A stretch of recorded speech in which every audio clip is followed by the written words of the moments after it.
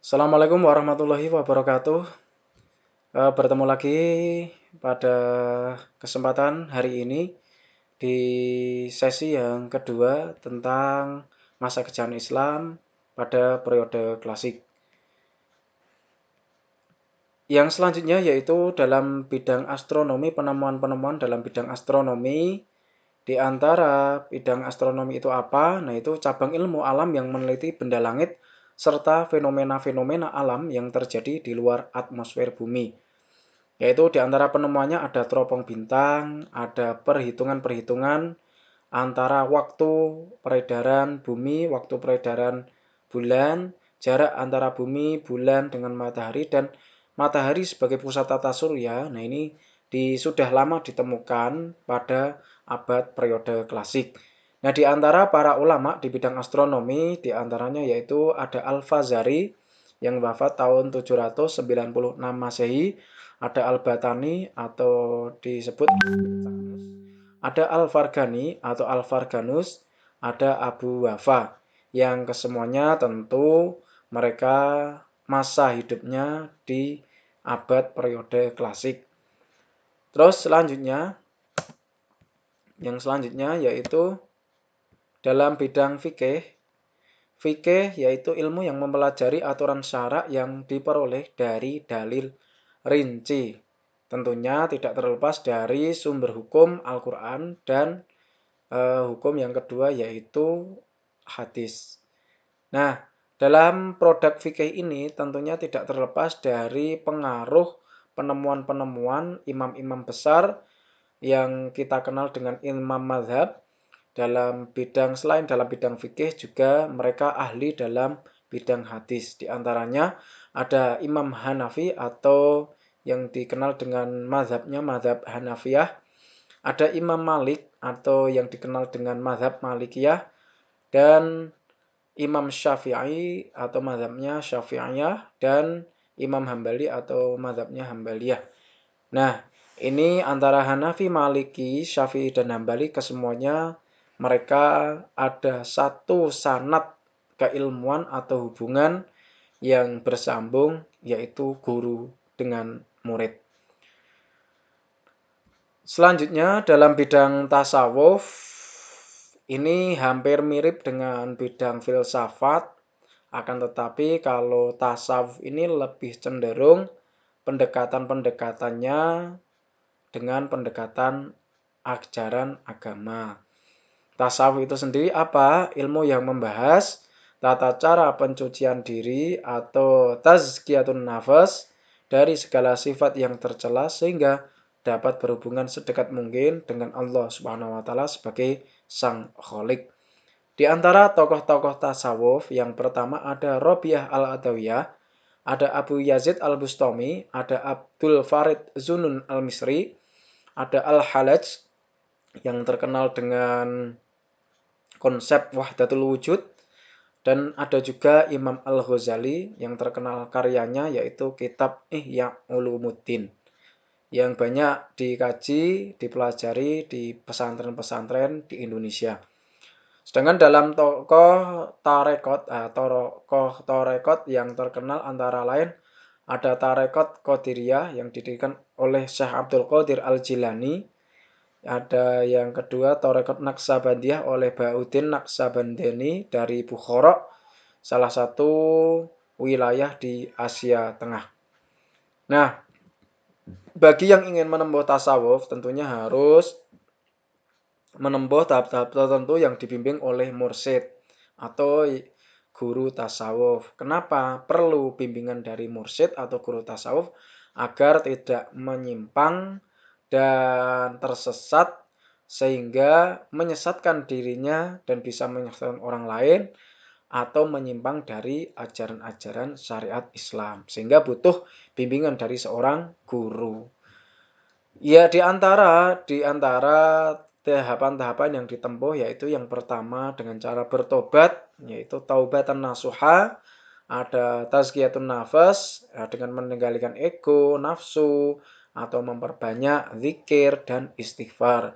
Dan juga tahapan selanjutnya zuhud, yaitu menjauhi hal-hal gemerlapnya dunia atau pengaruh-pengaruh duniawi. Yang keempat ada tahapan warok atau menghindari dari hal-hal yang haram dan syubhat. Jadi lebih mencari hal-hal yang sudah bisa dikatakan pasti itu halal. Dan yang kelima tahapannya yaitu sabar, tawakal, qanaah dan ridho atas semua ketentuan-ketentuan Allah yang termasuk ke dalamnya yaitu qada dan qadar atau yang disebut dengan takdir. Terus apa saja sih pendukung yang faktor-faktor yang mendukung kejayaan Islam? Kenapa Islam dulu bisa berjaya, sekarang mundur dan mengalami banyak perubahan? Nah, di antara faktor-faktor yang mendukung kejayaan Islam yaitu ada dua faktor. Yang pertama faktor internal yang berasal dari dalam dan faktor eksternal yang berasal dari luar. Sehingga harusnya kita sebagai generasi di abad modern ini bisa menginspirasi atau bisa terinspirasi dari faktor-faktor yang mendukung kejayaan Islam.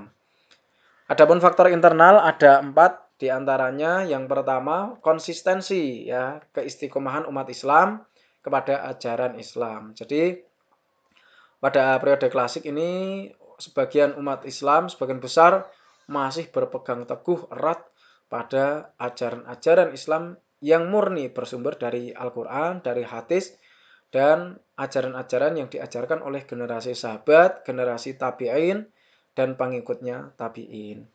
Yang kedua, ajaran Islam yang mendorong umatnya untuk maju. Nah, ini bisa kita lihat banyak ayat-ayat Al-Quran yang mengajak kita, mendorong kita untuk senantiasa maju atau berpetualangan dengan perkembangan-perkembangan ilmu pengetahuan dan teknologi yang pasti sesuai dengan Al-Quran. Yang ketiga yaitu Islam sebagai rahmat seluruh alam. Jadi bahwa ajaran Islam ini sifatnya universal, tidak hanya bagi golongan bangsa Arab di daerah Arab Timur Tengah, akan tetapi ajaran Islam sebagai rahmat.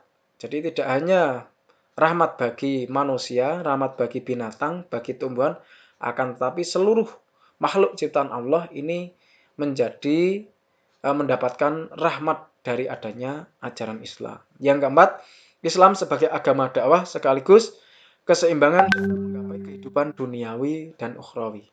Bahwa kita ketahui Islam merupakan satu-satunya ajaran, satu-satunya agama yang mengajak umatnya untuk menyeimbangkan antara kehidupan dunia dan kehidupan akhirat. Jadi sebagai motivasi bahwa kita dalam berusaha mengusahakan duniawi itu seakan-akan hidup selamanya, dan dalam urusan akhirat atau ukhrawi seakan-akan kita akan mati besok. Nah, itu salah satu dari hadis tentang motivasi agar kita sukses dunia, sukses akhirat.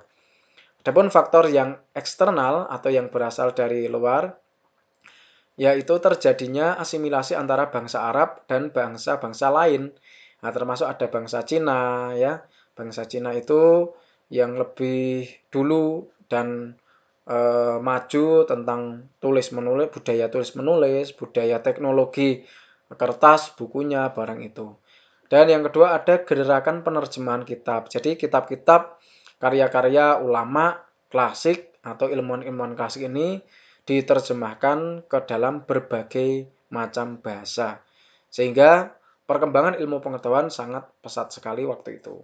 Terus yang ketiga faktor pemikiran ilmiah para ulama. Yang pertama melaksanakan ajaran Al-Quran. Yang kedua melaksanakan isi hadis. Yang ketiga mengembangkan ilmu agama dengan ijtihad dan ilmu pengetahuan. Dan yang keempat ulama yang berdiri sendiri serta menolak untuk menjadi pegawai pemerintahan. Nah, itu merupakan sesi yang kedua pada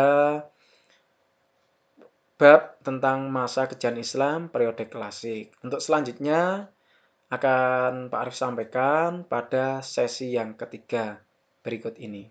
Terima kasih. Wassalamualaikum warahmatullahi wabarakatuh.